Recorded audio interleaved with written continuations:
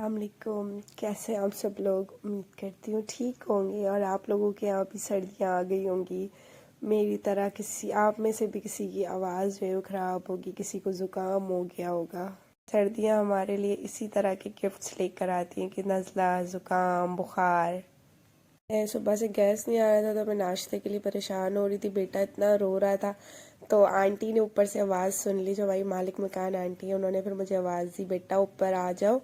आकर अभी तो लाइट है तो ये जो लाइट वाली केतली है उसमें आके चाय बना लो, हमारे पास है।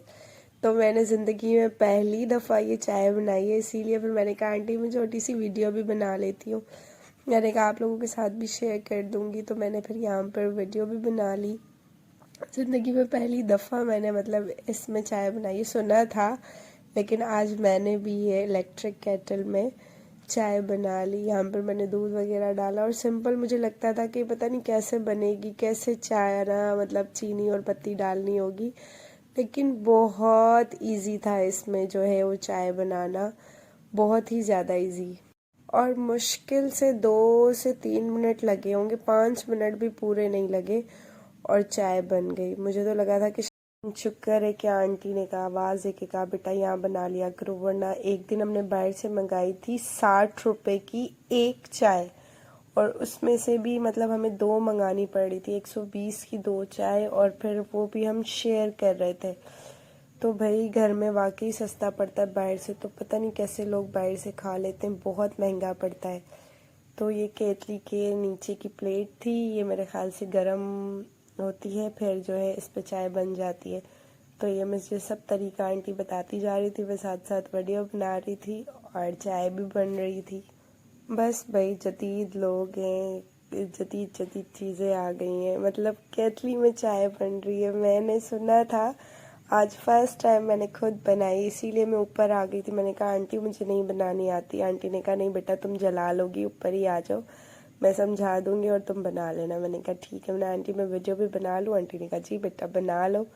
तो यहाँ पर ये 2 कप चाय बनी थी, जबकि मैंने अच्छी खासी चाय बनाई थी, लेकिन उसमें खुश्क जल्दी हो जाती है उस केतली में, आंटी ने मुझे बताया। तो फिर ये बस 2 कप ही बच गई थी। मैंने कहा चलें अब ठीक है।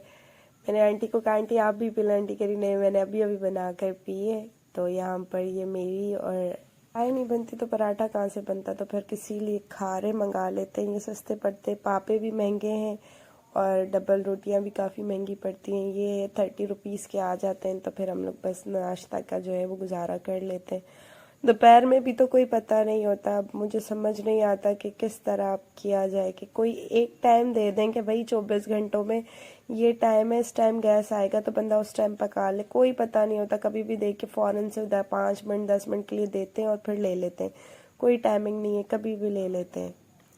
यहाँ पर मैं नाश्ता वाश्ता करने के बाद सफाई कर रही थी, क्योंकि आजकल मैं फ़र्श वगैरह नहीं धो रही, क्योंकि फिर वो ठंडा रहता ही रहता है। आपको पता है सर्दियों में जल्दी से जो है वो नहीं सूखता, इसीलिए फिर मैं जो है खाली पोंछा लगा रही थी, झाड़ू लगा कर। अब मैं हल्का हल्का जो है ना, बहुत गीला भी नहीं, बिल्कुल खुश्क कर कर जो है वो गीला गीला नहीं मारती, सूखा सूखा मतलब पोछा मार लेती हूँ। सर्दियाँ हम जैसे लोगों के लिए बहुत इम्तिहान बन जाती हैं। देखिए मेरा बेटा भी बगैर आस्तीन के कपड़े पहने हुए हैं, ऊंचे ऊंचे, उसको बहुत ठंड लग रही है, डबल डबल पहनाती हूँ जबकि, लेकिन लाने पड़ेंगे इसके लिए। अभी मुझे जाना है मार्केट, जाके लेकर आऊँगी, क्योंकि बिना लाए तो गुजारा ही नहीं है।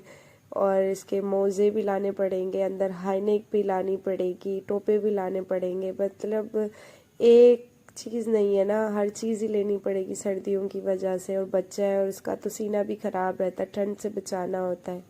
दफ़ा पिछले साल वाले तो सब छोटे हो गए। पिछली दफ़ा में इसलिए भी आसानी थी, हम सुमेरा लोगों के घर पर थे। एक कंबल सिंगल तो उन्होंने हमें दे ही दिया था, उसमें अम्मी और मेरा बेटा अभी तक सो जाता है। हम इधर लेकर आ गए वो, क्योंकि उन्होंने हमें दे दिया था कि ये आप लोग रख लें। और मेरी और बेटी के लिए उन्होंने एक रज़ाई दी हुई थी, जो उनके मेहमान आने वाले बिस्तर हैं उनमें से निकाल के कि आप ये यूज़ कर लो। तो वो हमने उन्हें वापस कर दी थी, क्योंकि उन्होंने इस्तेमाल के लिए दी थी। मेरा लोगों के घर में हमें बड़ी आसानी थी, कोई चीज़ नहीं होती थी तो वो हमें दे दिया करती थी कि ये आप इस्तेमाल कर लो फिर दे देना। तो उनके घर में हमें बड़ी सहूलत थी। ख्याल तो ये मालिक मकान भी बहुत रखते हैं, लेकिन वही बात है ना, अब किसी की जिम्मेदारी तो नहीं है ना, मेरे बच्चे, मेरी अम्मी, मेरी जिम्मेदारी है। मेरा काम है उन लोगों को संभालना, उन लोगों की ख्वाहिशात पूरी करना, ज़रूरतें पूरी करना। बस अल्लाह ताला मुझे इतनी हिम्मत दे और मुझे इतना नवाजे कि मैं उन लोगों की छोटी छोटी जो ज़रूरत है वो पूरी कर सकूं। जी वीडियो को लाइक कर दीजिएगा। आज की वीडियो यहीं तक थी, मिलते हैं अगली वीडियो में। अल्लाह।